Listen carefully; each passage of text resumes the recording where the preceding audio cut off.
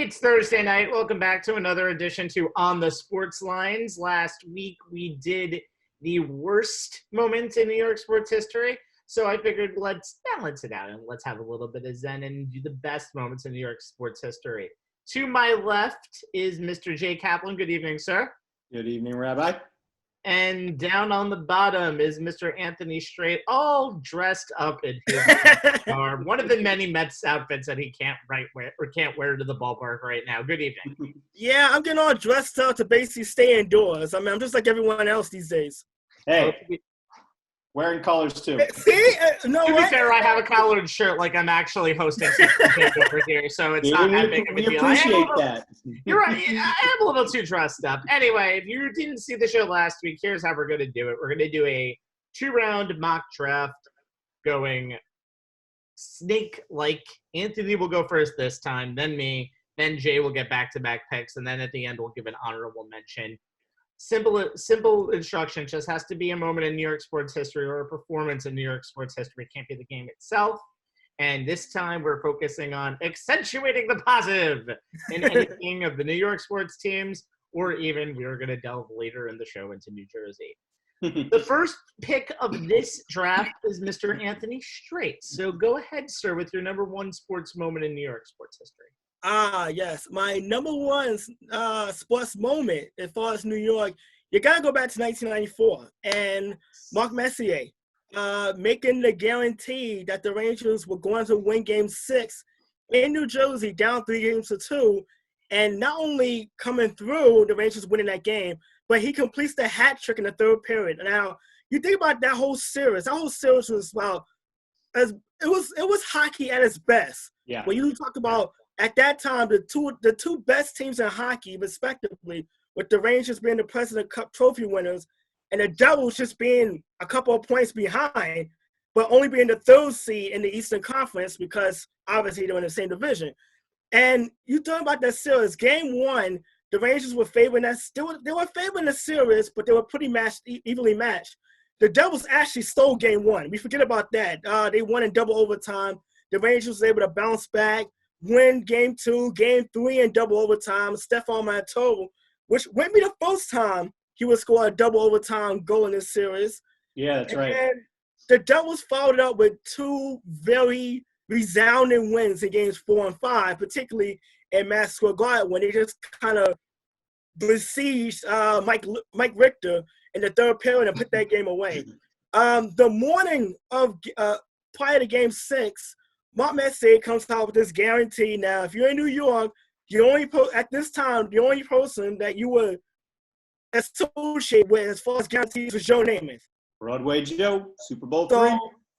You go into Game 6. It's the then Meadowlands Arena. I remember it clear as day. It's a Wednesday night. I didn't do my homework. I listened to every Ranger game during that Stanley Cup run on radio. I listened to WFAN. I'm one of those superstitious fans. I didn't want to watch them live. But they fell behind 2-0 in that game. Like, the Devils jumped out to a 2-0 lead. And about halfway through, they kind of looked dead in the water. Like, it was pretty much looked like they were lackluster. Then they cut the lead to 2-1 going into the third period. Not only does Messier scores the tying goal that made it 2-2, he scores the go-ahead goal on a rebound. Just Johnny on the spot. It was a shot from the point. Martin Brodeur made a great save, but unfortunately, and Jay, we watch hockey as much as any day. Whenever a goalie makes a good kick save, it's gonna make a hard rebound. And the bang in the rebound is 3-2. But then towards the end of the game, the Devils pull the goalie, they pull Brodeur, and Mark Messier comes through. Not only with the tie and the go-ahead goal, but he gets the hat trick to kind of put the icing on the cake. Yep. Now, if there was, now you understand, Mark Messier was a 4-time Stanley Cup winner with the Edmonton Oilers, but it just seems like he put his stamp on his legacy with the New York Rangers with just this one game. Obviously, the Rangers, they're going to win the Stanley Cup, but to come out and say, we're going to win, and to not only have your team win, but to back it up, that had to just kind of kind of go right through that locker room. This was our team leader, our captain, and it was just one of the great New York performances that I've ever seen. And it kept the Rangers Stanley Cup playoff hopes alive. And we know what happened 2 nights later in double overtime back at Madison Square Garden. So it was definitely one of my top New York moments. And, and it led to that famous saying, famous quote from Commissioner Gary Bettman. Not long after that, Captain Mark Messier, come on down and get the cup. It's funny. Everybody talks about, a lot of people forget that, and you alluded to it, Anthony, that Mark Messier was one of the best players of his generation before he even came to the Rangers. But a lot of that got lost playing in the ridiculously large shadow of Wayne Gretzky. I mean, he was in Edmonton, he was Robin to Gretzky's Batman. He comes to New York, and I think while he had already cemented his position in the game, I think what cemented his Hall of Fame legacy is what he did as a Ranger, as the Ranger captain. And I think 1994 just kind of put the stamp on it that said, you know what? First ballot the minute he's done. Well, it's kind of funny how we first of all, Game 6 is a very iconic memory because you're never really going to get another in the area of social media where everyone, the slightest hint of we're going to win, it becomes a guarantee. You're never really going to get another famous guarantee like that or Namath, not only in New York sports, but possibly in all of sports, because those two were really just call your shots guaranteed. Yeah. First of all, Anthony, I'm very disappointed in you for not referencing the words "Mato, Mato, Mato" when mentioning anything. So it wasn't just me who was thinking that. Exactly. I'm surprised you didn't say that at all. I mean, come on. What kind of a Ranger fan are you if you don't scream Mato, Mato, Mato first? Yeah, but I'm not doing Howie Rose any justice if I do it personally. No, but you still got to say as the great Howie Rose does. But you want to have a fun tidbit. The MSG Network had broadcast every Ranger game on their way to the Stanley Cup, except for that one game. That was national. I don't know why. I think it was ESPN nationally televised that one game. It was like, yeah, what a great time to take a night off. It happened to be one of the great classic games in Cup playoff history. Nice going, MSG Network. Before, to just sum up everything here. That whole series is probably one of the greatest runs of any New York sports team out there. The last show, we focused a lot on the disappointment of the 94-95 Knicks, as we had 3 moments in our list from those 2 years. Mm-hmm. The 94 Rangers moment, you can think of the Mato moment, Mark Messier's guarantee, Game 7. That became not only a launching point for what was finally getting rid of the 1940 chants that I heard in my goddamn 1940.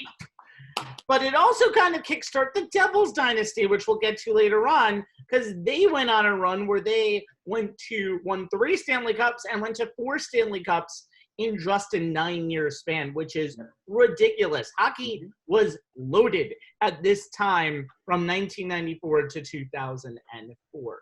Any last thoughts before we move on? Just one more, and that was I remember vividly. Marv Albert was the play-by-play guy for the Rangers on WFAN radio, and the one game he actually couldn't do was the double overtime Game 7 because he was actually doing the conference finals, Knicks Pacers for NBC at the time. Mm-hmm. So Howie Rose, who was known for obviously doing the Mets Sports Channel at the time, Sports Channel New York, was filling in for doing the doing Game 7 of that conference finals series on radio. Yep. Now, can you imagine if Marv Albert was doing the call, how that play may have actually been remembered? I mean, Matt, you understand, Howie Rose is one of the more energetic play-by-play guys in the business. Yeah. So it was almost like if there was a game you had to basically fill in as a substitute, you just basically got the luck of the call on that one.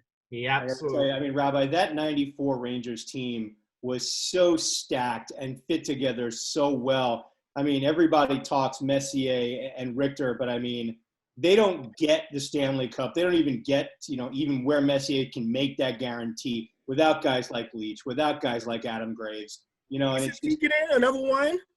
Yeah. You talk about the trade, the midseason trade that brought in some of the tough guys that the Rangers desperately needed. I mean, they got rid of Mike Gardner, who was a great scorer, but it actually made the team a lot better defensively. I mean, there was a lot that went on, and you think about the prior year, they missed the playoffs. They lost 10 of the last 11 games, and it led to Roger Nielsen being fired, and they lost the opening game to Florida, the Spanish Panthers, and was booed off the home ice. So a lot happened in that one season that ultimately led to them winning the Stanley Cup. Magical season.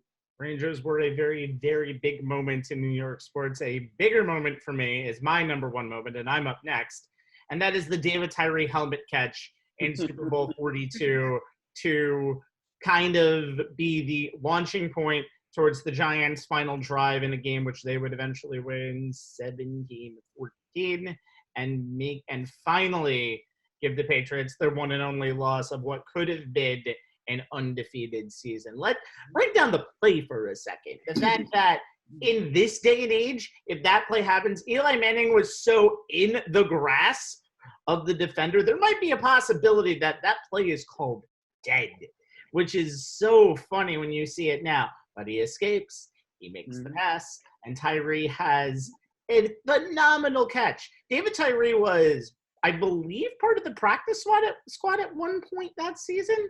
Yeah, he definitely didn't start the season on the original 53.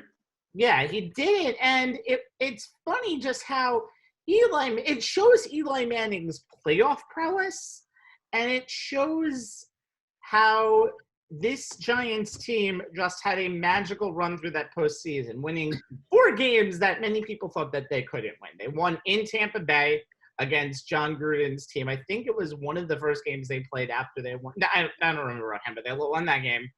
They beat the Cowboys, and after the Cowboys swept them earlier in the year. You can't beat a team 3 times. No, you can't beat a team 3 times. And they win in Green Bay in what turns out to be Brett Favre's final game as a Packer. It was frigid conditions. I can still remember Tom Coughlin's red face celebration after the winning field goal. But that Super Bowl 42 was, in my opinion, and I don't say this just as a Giants fan, one of the most hotly contested games, and probably goes down for me still as the greatest Super Bowl of all time, just considering what was on the line, considering the stakes. You might have your own opinions, but that play started that final drive and led eventually to Plaxico Burress' touchdown. I mean, that's, to me, is the epitome of David versus Goliath and any given Sunday. On paper, there was no way. If you looked at that at the playoffs as coming into it, and you looked at the gauntlet the Giants would have to go through, there's, as you said, Robbie, there's no way in hell on paper they should have even made it to the Super Bowl. Everybody thought that, you know what, okay, they got past the first 2. There's no way they go into the frozen tundra of Green Bay against Brett Favre and come out of that, and yet they did. And everybody's like, okay, fine. There's no way they beat the Patriots. You know, this team is bucking to be the greatest team in NFL history. There's no way. But, I mean, you never know how any game is going to play out. It's not you come to the Super Bowl, it doesn't matter what your regular season record was. It doesn't even matter what you did last week in the conference championship game. The ball can bounce any given way for either team. And you know what? The ball bounced the way the Giants needed it to when they needed to. But you know what? I agree with you, Rabbi. I mean, Eli gets knocked a lot for being, for his pedestrian one-loss record during the regular season. But I have always said that the quarterback gets too much credit for when the team wins and way too much blame when the team loses. There's 22 guys on that team, 11 on each side of the ball. You can't say it's all on the quarterback. But Eli never seemed to be overwhelmed by the biggest moments he was in. He was the same, whether it was game 1, first quarter of game 1, or the fourth quarter of the Super Bowl. Eli was the same. Never felt like the moment was too big for him. And you know what? He proved it in that game and then proved it all over again against the same team. So, I give him a lot of credit.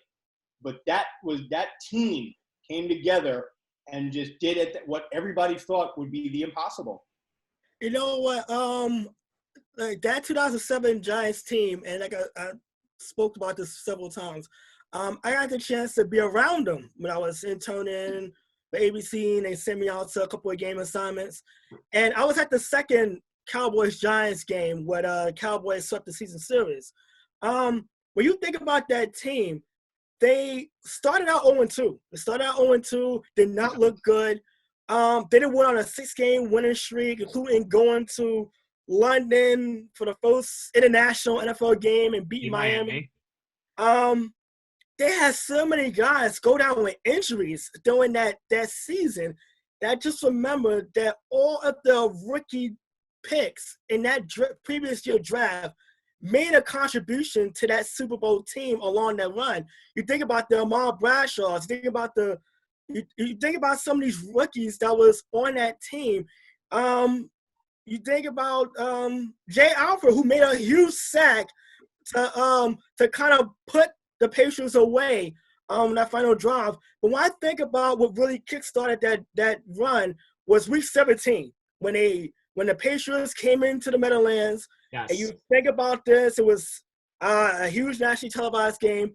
The Giants played the New England Patriots that night as close or as good as you can possibly get without actually winning a game.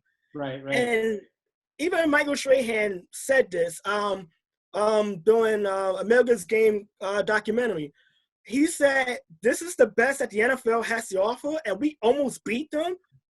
We just want another shot at these guys. And I just remember Tom Coughlin getting praised for playing. Think about it, the Giants was already in a playoff spot. They had nothing to gain by winning the game because they were already locked in. They knew they were going to Tampa Bay the next weekend for a wild card game. But the guys voted. They wanted to play. They got a lot of praise from the national media because it was like, no, they wanted to go out and win. They didn't want the Patriots to just have 17-0 handed to them. They were going to make them earn it. They had a lead multiple times in that game. I really felt like that game really gave them the confidence that they can compete with the best. They went into Tampa Bay. They won that game. The defense played stellar. Eli Manning during that postseason run only turned the ball over one time, one interception. And that was in the Super Bowl itself off a deflected pass that bounced off of Steve Smith's hands, which I'll allude to in a little bit. Then they go into Dallas, a team that they lost to twice in the regular season. Keep in mind, Jerry Jones giving his team tickets to the conference championship before the game. It was almost like they made it a formality that they were going to win, but they had to go out and actually win the game itself. And to me, that's my favorite game of that run because it's the Cowboys, for obvious reasons. But to go into Lambeau Field, where the Packers almost never lose a playoff game. Only, Michael Vick and Dante Culpepper were two guys who actually said that they're going to go into Lambeau Field and they won a playoff game. Eli Manning, was about as good as it was under those conditions. And you think about Plaxico Burress' performance in that game as well. Then the Super Bowl, you think about that last drive. Brandon Jacobs converts a 4th and 1. If he doesn't do that, the Patriots pretty much win the Super Bowl right here in the spot. And obviously, you got the catch and an overlooked play before Plaxico Burress' touchdown was 3rd and 11, and Steve Smith, the rookie, another one of those rookies that chipped in, with a 12-yard completion where he had the wherewithal to stay in bounds and kind of nudge his way an extra couple of yards before he's knocked out of bounds. And then it led to the Plaxico Burress touchdown. Well, ironically enough, the Patriots took the lead on a very similar play, which is called a slant and go, whereas Randy Moss ran a slant and Corey Webster kind of overplayed it and slant, lost his footing. In this case, Ashanti Samuel jumped the route under the impression that it was going to be the same play, but it ended up to be a fade. That's normally an option route for the wide receiver to run according to the coverage. And Eli Manning saw it perfectly. Plaxico saw it perfectly. And that ball couldn't come down fast enough in the Burress hands because it seemed like it floated up there forever. But That's 2017. You know what? They're one of the greatest teams in playoff history. But you know what? They have one of the most magical Super Bowl, unexpected championship runs in recent memory. And before we, Rabbi, it's funny. Everybody talks about Belichick and how he is when he has 2 weeks to prepare. He had 2 weeks to prepare for a team that he had already seen. But the flip side was the Giants had the same 2 weeks to prepare, and Coughlin had already seen what the Patriots had. So I don't think I think you're right, Anthony. They came away from that Week 17 game thinking, you know what, we get another crack at these guys. We know what it takes to beat them. And you know what, that Sunday, the ball went their way, Rabbi. and Jay, they did and Jay, ironically enough, that's exactly how it happened again. 4 years later, they saw a Patriots team who they beat earlier this season, saw them again, made more adjustments, and voila, that's what happened. Also, funny thing that we should mention before we move on, the natures of those two games. That first game was a basically last team score wins game, 38-35. And this was a game that was 17-14. I believe Tom Brady said, we're only gonna score 14 points at the Super Bowl. You've got to be joking me. Yeah, they did. Joke was on him. Joke was definitely on him. All right, Jay, you're up. All right, and if I'm reading the rules of this draft correctly, I'm on the snake, right? I get back to back here. You do, yes. All right. So my first one is Derek Jeter breaking Lou Gehrig's record for most hits by a Yankee, and this one is personal to me because I was there that night. 9/11, 2009 against Baltimore, bottom of the third. Jeter singles to right off Chris Tillman. Hit number 2722, put him atop the Yankees career list. You know, he's far and away now the Yankees all-time leader with his, 3,465 hits. Nisa and her husband were there with me that night, with my cousin Claire. Obviously, this is before they had kids. And I actually have two pieces of memorabilia, commemorating that night. The fact that it happened on 9/11, the fact that it was Jeter, the fact that it happened after an almost 90-minute rain delay made it all the more special. And honestly, the fact that the Yankees lost 10-4 that night was irrelevant. And I got to tell you guys, I think Gehrig would have approved of Jeter being the one to break his record. Both players are a lot alike in the way they played the game the right way and the way they conducted themselves both on and off the field, respect for the game, respect for the fans, with grace and with class. I got to agree with you. I mean, far as I'm concerned, my growing up, obviously everybody knows I'm a Mets fan, but if there was any Yankee that would earn respect from opponents as well as fans, it was Derek Jeter. I mean, you think about it. We watched him literally come up from a kid who was the first guy to run out of the dugout to greet his teammates as they crossed home plate, to literally being the guy, the captain, the first captain since Thurman Munson. Remember that? That was a long time, a long stretch. But he was named the captain in 2003, and he just epitomized everything you wanted in an athlete when it comes to New York. Not only did his play backed it up on the field. That was number one. How he handled himself off the field, the class, the dignity, the grace. If anyone took what being a Yankee was all about so hard, it was Derek Jeter. And you know what, to him having the all-time hits record, it was like, you know what, it was well deserved. He was because of what he's able to do. You think about some of the other great Yankees that came before him, particularly Don Mattingly.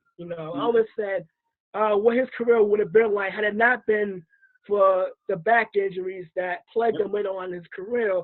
Jeter, for the most part, had the longevity. He was durable, did not miss with so many games. Obviously, he suffered the foot fracture in the playoffs a few years later that would pretty much cost him a whole season. But you think about it, with Derek Jeter, it was, you name it. It was the catch. It was Mr. November. It was the some flip. of the postseason. Yeah, some of the dive. plays. There's a whole host of them. The flip. Like, you think about it, Derek Jeter could put together a highlight reel that would last you at least about a good 45, 50 minutes on YouTube. So, like I said, I mean, if there was anybody who deserved that, was Jeter, and obviously he passed another all-time great in Lou Gehrig. Yep, Rabbi. Derek Jeter, yes, I have thoughts. Derek Jeter, who should be a unanimous Hall of Famer, Show yourself, you one person that didn't vote for him. Amazing to see a Yankee in someone in my lifetime really become the face of the Yankees franchise. I still think old-time people might still put DiMaggio, might still put Babe Ruth, might still put Mickey Mantle as, like, faces of the Yankees franchise of all time. But that moment just represents Derek Jeter's legacy to the Yankee franchise. And honestly, Jay, I know you were there. In my opinion, if I were to vote for a Jeter moment, it would be his 3,000th hit in 2015 against Tampa Bay, which was a home run. Or even Jeter's last at bat as a Yankee, which was a game-winning RBI single. Yeah, there's been no other person, I think, with one team in this generation, 90s, 2000s, and 2010s, that can be named synonymous with one team. And that Derek Jeter with the Yankees is definitely the greatest one franchise run I think we're going to have going forward. Yeah, and you know what, Rabbi? Anthony said it best, and I'll jump to my second one in a second. Okay. There are so many moments of his that qualify as iconic New York sports moments. It's tough to choose from. You can't go wrong with any of them. Absolutely. I picked one that was personal to me. All right.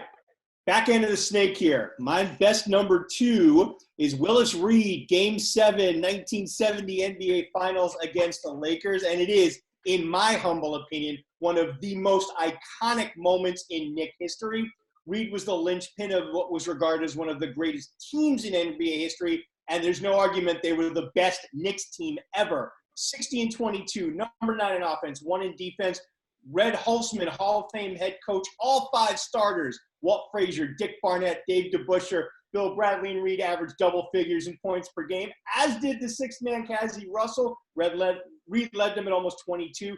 They played what soccer players would call as the beautiful game. Think the Splash Brothers-led Warriors, ball movement, player movement, taking the right shot at the right time. It was the epitome of team basketball. They come into the finals. They meet a Lakers squad led by 3 legends of the game, Wilt Chamberlain, Jerry West, and Elgin Baylor. Team split the first 6.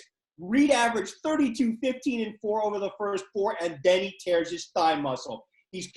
Everybody figures he is done for the remainder of the series because he didn't play in games 5 or 6. But this is Game 7, and we all know what those words mean, guys. He takes some painkillers. He limps out of the tunnel to the roar of the Garden crowd, starts the Knicks off by scoring the first 2 baskets of the game. He won't score a point the rest of the night, but the energy that he had transitions to Frazier, who goes 36, 7 rebounds, and 19 assists. The Knicks would win 113-99 to clinch the title. Reed would win Series MVP, and Game 7 would go down as one of the greatest games ever played in any sport. I don't know how you cannot put this up there as one of the greatest sports moments in New York history. It's funny because earlier I was going for a walk, and I walked past Spike Lee's movie production studios. His office is right here in Greenpoint.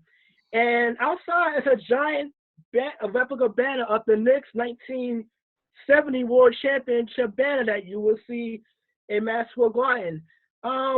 We think about it. A lot of people forget that he only scored 2 baskets. It was the first 2 baskets of the game for the Knicks, and that was pretty much it. But just like I said, the energy and the fact that, he was hurt and he was willing to go out there, even if it was just briefly, to leave it all on the line for his team. Obviously, it galvanized his teammates.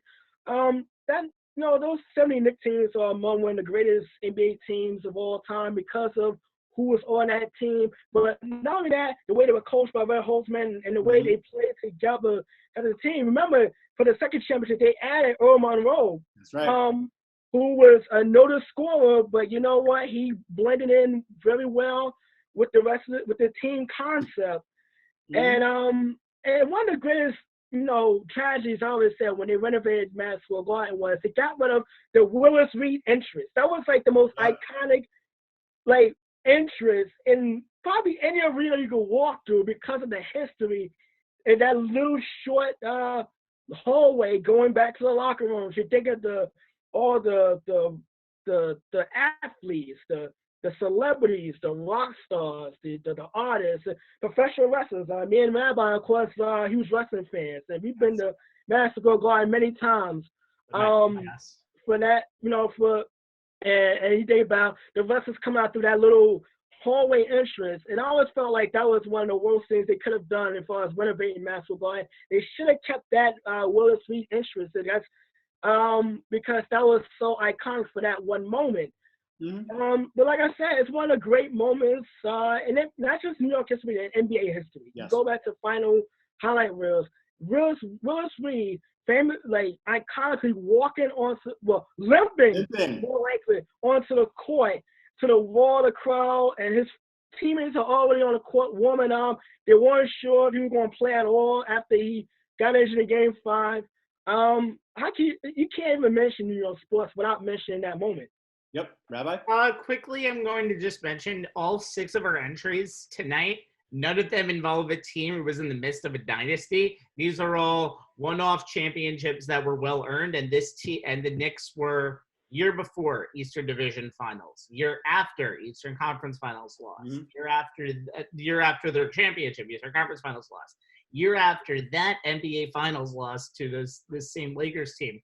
You're right, Jay. This is one of the most talented Knicks teams, and probably one of the more talented NBA teams that we've seen that we saw in a long time. And it's great to see that this was a championship that was well deserved. One of Phil Jackson's 500 championships that he has. I think it's true. It's 500. But I'm going to move directly on to our next pick, which is Mike Piazza's 9/11 post 9/11 home run. It actually happened on September 21st, 2001. The Mets were actually in the midst of a pennant race, but obviously the tragic events of 9/11 shut down sports altogether pretty much for about a week and a half. This was the first night we had sports after 9/11, and Mike Piazza's home run to essentially win the game. It happened in the bottom of the, I want to say, 7th inning. I'm sure Anthony will correct me if I'm wrong. Just was a loud Shea Stadium. The old Shea was always a great place to watch a game and was one of the loudest places for a game. Yeah. It was a great moment. Cemented Mike Piazza's career as one of the greatest Mets in New York history, and a lot of people would have associated him as a Dodger in the beginning of his career, especially from 93 to 97. And yes, the Mets did not do anything that season. It was the year after they went to the World Series. The Braves would ultimately win the division, but I don't think anybody cared at that point and then that night, and I don't think anybody really noticed at the end of the season because this is such an iconic moment in New York sports. It still gets replayed. It just got replayed on ESPN 2 weeks ago because of how big the moment was. Probably one of the biggest home runs of the 2000s, and we don't even realize it. Yeah, and it's funny, Robert, you talk about how a lot of people associate him as a Dodger, and he had some great, top-level seasons as a Dodger. But like Messier coming to New York from Edmonton, Piazza coming to New York from LA, just kind of cemented and, kind of improved his stock in terms of his legacy, his legend, and what his place was in the game. And you talk about what may be his iconic New York Met moment, and that is probably it. And at a time where not only did the country need to heal, but the city needed to heal. And to have the Mets come out and play that game in the shadows of what was taking place at Ground Zero, and to have them win that game, and for Piazza to have such an iconic home run in that game, there are a lot of people who that right there was the point in which they said they kind of exhaled after everything that happened in the in the 10 days prior. They're like, okay, we can start to get back to, life. And, so it was a lot more than just a home run, a lot more than just an iconic home run. And that night was a lot more than just a baseball game, not just for the city of New York, which needed it more than any place in the country, but for the country as a whole. Well, you think about when 9/11 happened, the Mets were actually in the middle of a road trip. They were in Pittsburgh, which wouldn't obviously they wouldn't continue playing for a whole week. Mike Piazza hit a one-handed home run that pretty much won a game against the Pirates at that time, and it kind of jump-started their late season, run to try, catch the Atlanta Braves as the Braves started to kind of slip, and it kind of left the door open for the Mets to kind of get back into it. You think about baseball and the role it played the country recovering from 9/11. I think back to Jack Buck's speech, the first game at Busch Stadium, and he summed it up by saying, "Do we belong here?" And it was a result, and he said yes to a resounding cheer and applause. And you gotta understand, Shea Stadium was used as a base of emergency operations before that game because because all the major highways passed through Flushing, and Shea Stadium was kind of an easy point, especially off Long Island Expressway, FDR, you name it. You can get to Shea Stadium from that way. So it was kind of like an emergency bunker. I remember Met players, particularly John Franco, was talking about this, going to meet first responders, helping out, giving out food between games. And that first game back, Chipper Jones even said this. I was in Philadelphia when watching the game, on national television, obviously. Chipper Jones talked about how he still has the gun shells that were in the left field because he did a 21 gun salute prior to the game. He still holds those as a souvenir to that game. He said that was his favorite game to play in a couple of weeks ago when they interviewed him after the rebroadcast on ESPN.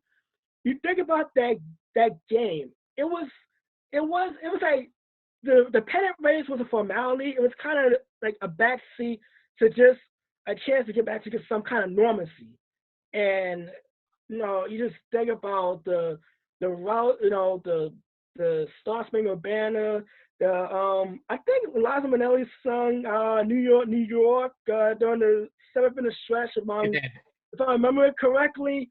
It was just trying to get back to normal. And it did help that the Mets were in the middle of a pennant race. It was significant. But Mike Piazza's home run was just so iconic because it was like New York needed something, like anything, to kind of cheer and applaud for, because we all, for pretty much for months on end, we were seeing coverage of Ground Zero and what was going on. They were still looking for survivors when that game took place. As grim as that was, it was like New York needed that more than anything, even for one night. But it's definitely become one of the more iconic home runs in recent and probably in general. Just one of the great moments. Yep, Rabbi. I'm just going to kind of sum up everything really quickly and say, again, a moment that had nothing to do with championships. It just had to do with this city coming back and baseball coming back. And I wonder, and we don't have to answer this now, if we ever get back to sports, if we ever get back to crowds, what will be that one moment? Because we're going to have that. And I'm curious to find out what that is. And I think we all are. All right, Anthony, you have one more pickle. Let's go. Yeah. Honorable mention time, or is this Anthony's number 2? You know what? My second pick is actually a play. Go back to Christmas Eve 2011, and the Giants and the Jets in one of those rare regular season matchups. But even rarer is the fact that both teams was in a playoff hunt. You think about the stakes being. You have to go back to the 1988 season. And Al Toombs game-winning touchdown to knock the Giants out of the playoffs the last week of the season, to think of a Giants-Jet matchup that had that much at stake. And you think about Victor Cruz's 99-yard touchdown catch and run that swung the momentum, and it kind of changed the fortunes of both New York teams. You think about this. Leading us to that play, the Giants were backed up. They were throwing 11 on their own 1-yard line. The Jets had a 7-3 lead. They had pretty much dominated the first half of that game. The Giants offense did nothing. But Eli Manning completed a pass to Victor Cruz, who somehow managed to escape Antonio Cromartie and a couple others. Race down the sidelines, he scores. The Giants take the lead, and it just felt like the Jets never recovered from that one play. When on the flip side, it kind of sparked the Giants, the obviously in-stadium rivals. You think about Rex Ryan and the trash talk going on between Rex Ryan and Brandon Jacobs, to the game. Plaxico Burress, the former Giant, being the lone Jet captain sent out for the coin toss. There was a lot of kind of poking animosity at that play. Even Darrelle Reeves kind of took a shot at Victor Cruz prior to the game, asking who is he.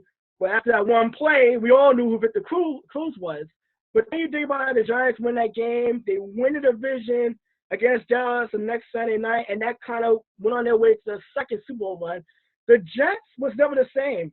They completely imploded in Miami the next week, missed the playoffs, and we started to see the end of the Rex Ryan era from that very play. It was very symbolic of that matchup and the fact that one play can make the difference. You mentioned David Tyree's play. In this case, it was Victor Cruz. The catch and run, you think about it, if a tackle's made, who knows? Maybe the Jets hold on and win that game, and history is different. Mm-hmm. Rabbi, the Snoopy Bowl during the regular season rarely lives up to the hype that the fans applied to it. This was one of the times it did. It did, and the funny thing is about Victor Cruz's career, Victor Cruz scored 3 touchdowns in a preseason game. I don't think it was against the Jets. I think it was against – it might have been against the Jets, actually.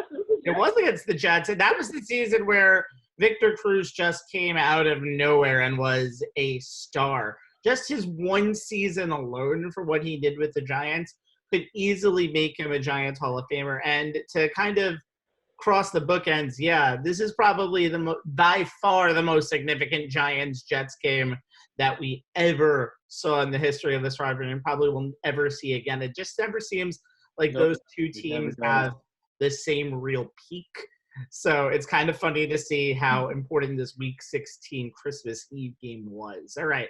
We only have hopefully with, in the Darnold and Jones era, we'll get a Snoopy Bowl game in the regular season that actually lives up to the hype. You have to have it every 4 years, though. That's the problem, though. It has to all work out. Yep. Here's something it does during their careers. Yes, absolutely. So all we're going to do now is we're all going to give a little soliloquy on our honorable mention pick this week. Anthony, go off first, please. Well, my honorable mention goes back to 2014. 20 years to the day that Stephon Montour's Game 7 double overtime winner sent the Rangers into the Stanley Cup Finals. Henry Lundqvist solidified his stature as a big game goalie with a 1-0 shutout of the Montreal Canadiens in Game 6 of the 2014 Conference Finals, and then sent the Rangers to the Stanley Cup Finals. Now, keep in mind, we had a show that night. We were literally in the studio, and I'm nagging Rabbi between takes, between shots.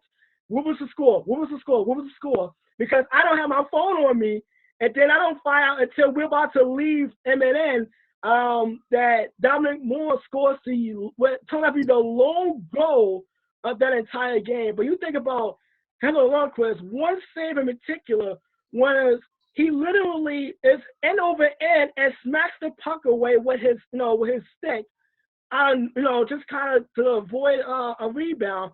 And there was one he deflected a slap shot off his head. Like, that was one of the quirkiest things about Lundqvist as a goalie. He would make a save using his face mask of all things and to kind of headbutt the puck out of play. But you just think about that series in itself, and the fact that it was great goaltending all around, because Carey Price. Carey Price. A mom went blame for saying Carey Price got hurt in Game 1 after a collision, and then the backup came in and he was just as good. But then you think about the Rangers that season as a whole. They came out from 3-1 to beat the heavy favorite Penguins in 7 games. They had to beat the Flyers in 7 games, Flyers 2. And it seemed like every day was kind of lining up for one of those magical runs like they did in '94. Unfortunately, the Kings was just simply too much for them. But I really think that that Game 6 really it kind of cemented him along, Chris, as a big-time goalie who was big in the clutch. And you think about what's going on. He doesn't have a Stanley Cup title, unfortunately, but you think about his Game 7 record and how he was ready to step up in the clutch, 18 saves. That was definitely my honorable mention. Mm-hmm. Rabbi? Yeah, and 2012, and just to go off that, 2012 and 2015, also Eastern Conference Finals that unfortunately Henrik lost. Both of them could easily have been on our worst list last week. Fair. And that 2012 Finals loss was to the Devils, who were my honorable mention. Okay. Jason Arnott's 2 overtime goal to win the 2000 Stanley Cup versus the Dallas Stars. It, as I mentioned before, it was the middle Stanley Cup of a four Stanley Cup final, 3 Stanley Cup winning run in just 9 years. We don't ever give Martin Brodeur credit for the job that he's done in this city, just being one of the best. I think he'll be known in the NHL as one of the best goaltenders of all time. But again, in that series, that was a 2 overtime game. Arnott gets actually a big penalty in the first OT that almost cost them the game and brought this series back to a Game 7. But he scores the second overtime goal, and the Devils celebrate. I do have to think the Devils run is, again, Lou Lamoriello did some damn good work in the 9 years that he was there and is doing some good work for the Islanders right now. But that Devils run is just unprecedented in sports we hadn't seen since the Islanders back in the 80s. Mm-hmm. Yeah. You know what? The one play from that series, from that Stanley Cup run, is really Scott Stevens blasting Eric Lindros. I mean, I'm sorry, but that's the one play that kind of stands out to me because it really did turn the conference final series that the Devils were actually losing and came back and won that series in 7 games. But that hit really, like, I still kind of get goosebumps seeing that because that's a way to hit somebody and keep it clean, but unfortunately, you knock somebody out at the same time. But like I said, that goal from Arnott, it was like the Devils at that time they were just an amazingly good team. They had the goaltending, but they were a great defensive team. They were really the originators of that neutral zone trap and style defense that is so commonplace now in the National Hockey League. And it started with those Devils teams in the late 90s and early 2000s. Rabbi, I take it I'm taking us home? You are. All right. My honorable mention is Lou Gehrig's speech. This one is also personal for me because I've always been a Gehrig fan. No disrespect to Ruth or DiMaggio or Mantle, but until Jeter came along, Gehrig was my all-time Yankee. I mean, Ruth got all the headlines, the attention from both the media and the fans. All Gehrig did was show up, play the game the right way on the field, act like a mensch off it. Didn't want the attention, just wanted to be a ball player. You know the numbers, 2,130 consecutive games, 23 Grand Slams, Triple Crown winner, 2 MVPs, 7 All-Stars, 6 World Series, the Iron Horse. This is a guy who in his last full season in the majors in 1938, at age 35, and back then 35, you were over the hill. His /9 was 295, 410, 523, 29 homers, 114 RBI, and he apologized to the fans for having a down year. But when he took himself out of the lineup, lazy into the 1938 he knew there was something very wrong with him. And like amyotrophic lateral sclerosis was around long before it felt Gehrig, but it was who he was, how he handled it. It's the reason it's most associated with his name. And when he walked to the plate in Yankee Stadium that July 4th to talk to the teams, to the fans, in fact, to the entire city of New York, and said that despite the bad break, he considered himself the luckiest man on the face of the earth. There was not a dry eye in the house that Ruth built. Look, baseball replays that speech every 4th of July in his honor and honor of their continuing contributions to the fight against ALS. No matter how many times I hear that speech, whether from Gehrig or his movie alter ego, Gary Cooper in the Pride of the Yankees, I still get choked up. But it may be one of the saddest moments in New York sports history, but in my humble opinion, it is also one of the best. How iconic that moment is that I actually have a couple of old school baseball video games. I'm a video game head. That actually starts out with Lou Gehrig's famous speech. It's like the clip, that's like the opening clip to one of the acclaimed sports all-star baseball games part of that series. Mhm. So you think about that iconic moment and the fact that yes, we think about it now and the battle with ALS and the contributions and we typically call it Lou Gehrig's disease because that's the most association with it. But you think about when you have to, unfortunately, you have to attach a famous face for that people can see what's going on, the severity, and it's like how can we contribute, how can we help? Lou Gehrig's contribution wasn't just on the field as much as what it might have done for generations after his passing, after he made that speech. As now we have the research and AOS and combating it, and hopefully the progress continues. That's how I look at his legacy, just beyond the Yankees, beyond the numbers. It's also what it's been able to do as far as future generations, medical research, and what we could do as far as combating ALS moving forward. Yep. Absolutely, guys. So that does it for our greatest New York sports moments in history. Let me run down all the social media before we talk about what's coming up next week. YouTube.com/OnTheSportsLines if you want to see this show again or catch up on any of the ones you might have missed, including ones where we were in a studio in New York City, in Manhattan. I don't remember when that was. Forever ago. It was a long time ago. @OnTheSportsLines is our Twitter handle. Facebook.com/OnTheSportsLines is where you can catch up with everything. Next Thursday, here's the deal. We will be having a draft show. I don't know what it will look like, but it will be fun. We will be doing it at around draft time. Catch us at 8 o'clock.